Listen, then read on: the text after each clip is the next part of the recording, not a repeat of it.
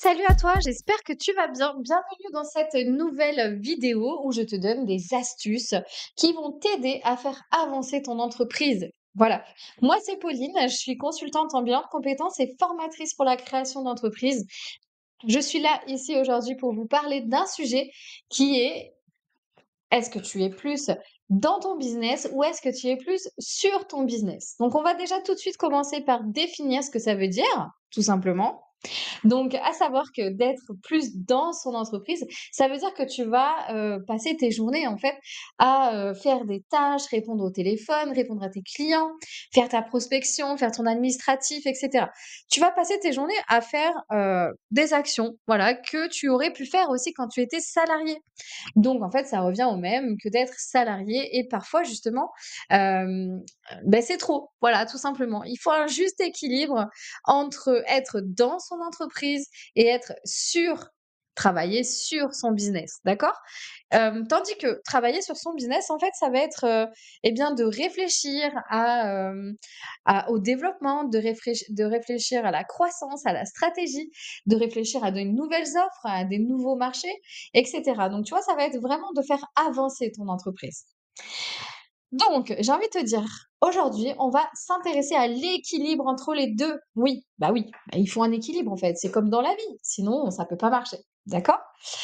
Donc, si tu te reconnais plutôt dans le premier profil, à savoir, l'entrepreneur qui travaille plutôt dans son business, voici quelques conséquences, on va dire, sur, ton entreprise et sur toi.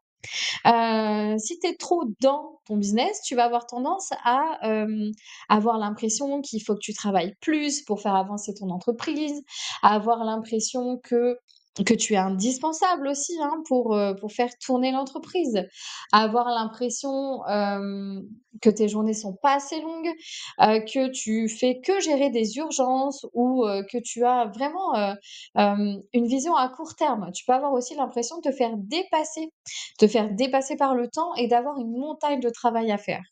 Donc si tu es dans ce cas-là, écoute, ça veut dire qu'effectivement, on peut dire que c'est, déséquilibré dans ce sens, hein. Donc ça veut dire que tu es trop dans ton business.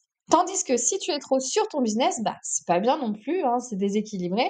La conséquence, c'est que tu vas être justement trop dans la réflexion, dans la construction et moins dans l'action, en fait. Tu vas passer tes journées, si tu veux, à réfléchir, à construire, à te torturer l'esprit pour, fixer tes prix, ficeler cette nouvelle offre que tu as envie de faire et donc tu ne vas pas avancer, donc tu vas pas le concrétiser.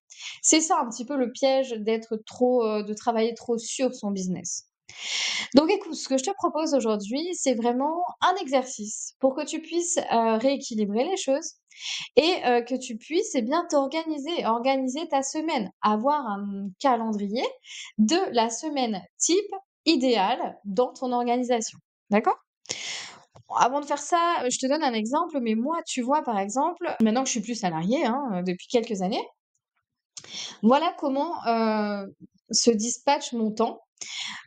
Clairement, la journée de 9 heures à midi et de 13 heures à 18 heures, je vais travailler dans mon business. Donc je vais travailler à répondre à mes clients, avec mes clients, faire des formations, faire mon administratif et cetera. Donc ça, c'est sur le temps de travail.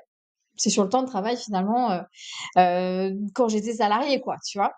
Et mon temps où je travaille, sur mon business, c'est en dehors. Parce que moi, écoute, j'ai l'inspiration le soir avant de me coucher, j'ai l'inspiration le matin quand je me lève. Donc ce qui veut dire que oui, oui, tu as bien entendu, sur mon temps de loisir, hein, mon temps de plaisir, mon temps de pause, je travaille sur mon business. Bon, écoute, pour moi, le travail, c'est important. Mon entreprise, elle est importante et c'est une grosse fondation, en fait, hein, dans ma vie et c'est dedans que je trouve mon épanouissement et mon équilibre aussi. Ce qui veut pas dire que je trouve pas mon épanouissement dans ma vie personnelle, mais en tout cas, la semaine, voici comment j'articule mes journées. Suivant l'inspiration, suivant ce qui vient et cetera. Donc ça veut dire que j'ai toujours ma tablette, presque collée à moi, hein, le soir et donc j'écris et je construis le soir et le matin. Allez, maintenant c'est à toi. Tu vas prendre une feuille d'imprimante et tu vas la diviser en 2. Première colonne, tu vas poser la question suivante en haut. Tu vas écrire le temps que je passe à travailler dans mon business. Colonne de gauche. Colonne de droite, tu vas écrire la question suivante. Le temps que je passe à travailler sur mon business. Colonne de droite. Maintenant, tu vas instinctivement noter eh bien, tous les mots qui te viennent, d'accord, dans chacune des colonnes. Par exemple, ça peut être une temporalité, le matin, c'est sûr, etc. Donc, tu vas noter tous les mots qui te viennent dans ces deux différentes colonnes. Ça peut être des choses agréables ou des choses moins agréables, hein, voilà. Et maintenant, tu vas indiquer un pourcentage, comme si tu vois ta colonne de gauche et ta colonne de droite, c'était les deux parties d'une balance. D'accord? Donc, colonne de gauche, tu vas indiquer en pourcentage le temps que tu passes à travailler dans ton business, c'est-à-dire à être l'opérateur de ton business, à être le salarié de ton business. Tu vas noter ça, un pourcentage. Instinctivement, tu ne te prends pas la tête, hein. Qu'est-ce qui te vient? Entre 0 et 100%, qu'est-ce qui te vient? Et colonne de droite, tu vas faire la même chose. Combien de temps je passe à travailler sur mon business? Pareil, tu ne te poses pas de questions. Entre 0 et 100, qu'est-ce qui te vient? Même si ça ne fait pas l'opération exacte entre les deux, on s'en fout. L'important, c'est d'avoir déjà une image. D'accord? Les deux font 100% quand même. OK?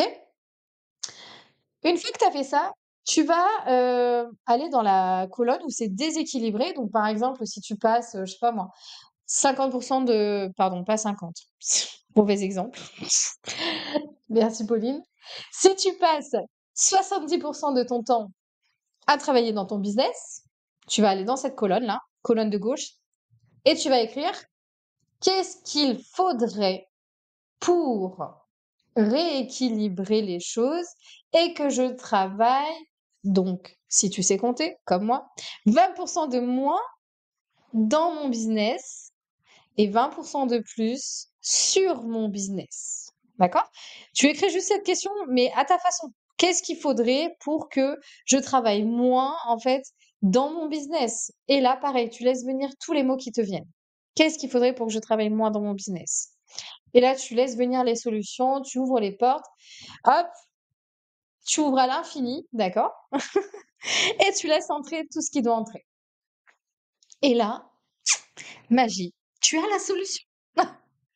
Donc maintenant que tu as fait ça, tu vas prendre une deuxième feuille cette fois, deuxième feuille A4 toujours, et tu vas écrire lundi, mardi, mercredi, jeudi, vendredi, samedi, dimanche. Non, ce n'est pas le jeu du facteur n'est pas passé. Donc tu écris ça lundi, mardi, mercredi, jeudi, vendredi, samedi, dimanche. Et ici, du coup, tu vas réajuster ton temps. Tu vas pouvoir te créer ta semaine idéale, en fait, avec la répartition de ton temps. Tu vas prendre 2 couleurs. Une couleur pour le temps où je travaille dans mon entreprise et une couleur pour le temps où je travaille sur mon entreprise. Et là, tu vois, tu vas diviser déjà tes journées en 2, quoi. Tu mets midi, au milieu, hein, et tu vas placer, en fait, tes temps, voilà, sur chacune de tes journées. Et ça va te faire ta semaine idéale, d'accord? Puisqu'il faut aussi composer, bien sûr, avec la vie personnelle et avec tes besoins, et cetera, ton rythme, et cetera. Donc, il faut que cette semaine idéale, elle respecte tout ça. Elle respecte ton rythme personnel, elle respecte ta vie de famille ou ta vie personnelle, voilà, tout simplement. Donc là, on veut la vie professionnelle divisée en 2 avec ces 2 temps de travail. Le temps dans l'entreprise et le temps sur l'entreprise. Ne me remercie pas. Non, j'espère que cet exercice vraiment, t'apportera une nouvelle vision aussi, de ta répartition, de ton organisation du temps de travail et j'espère que ça va t'aider surtout à faire avancer ton entreprise, et à avoir cette dimension où il est important vraiment de ne pas foncer tête dans le guidon et vraiment de prendre du recul chaque semaine, non pas une fois par mois parce que là tu vas être dépassé et tu vas dire: «Ouais, mais j'ai pas le temps». Donc une fois par semaine, d'avoir ce temps pour prendre, pour vraiment avoir cette vision, en fait, prendre ce recul nécessaire pour t'aider à avancer et à développer ton entreprise. Voilà, maintenant tu n'as plus Tu as plus qu'à faire, hein, j'ai envie de te dire, tu as tous les outils, hein, donc là, c'est parfait. Donc écoute, si c'est pas déjà fait, tu peux liker la vidéo si tu as aimé cette vidéo, bien sûr, rien ne te force à l'aimer. Et tu peux aussi t'abonner à la chaîne, pour plus d'astuces, inspirantes puisque je ferai une vidéo, chaque semaine, chaque vendredi, il y a une vidéo qui sort pour te donner justement ces astuces, sur l'entrepreneuriat. Voilà. Je te dis à très vite pour de nouveaux conseils. Bye bye.